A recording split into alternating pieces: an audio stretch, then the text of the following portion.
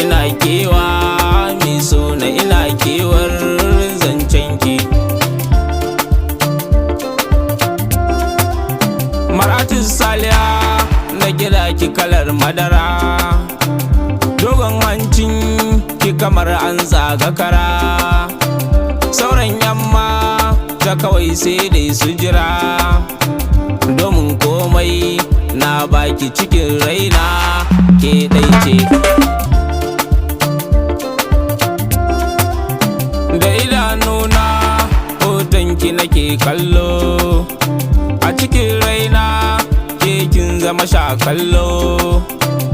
Ina fatan in kai ki mahaulilo, ki rike ni gagam dan Allah ko mai nisa kauna ce. A cikin yamma take zan wa kalamaina, ga ki kyakkyawa me haska idanuna. In kin yarda zan ce wa iyayena, su mun aure na samu ɗiyar girma na dace.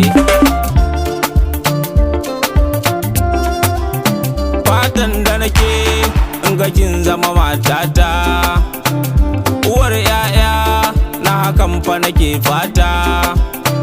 Ni ne ango a gare ki autar mata, a jira ranar aurenmu da ke na san mun dace.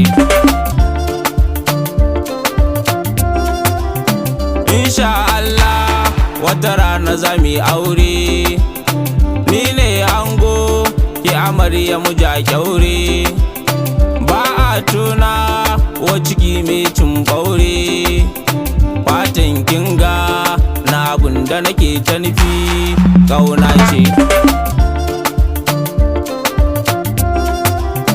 Ke dai zan yi wa kalaman soyayya, in ya cancan ta faɗa mini ba kunya.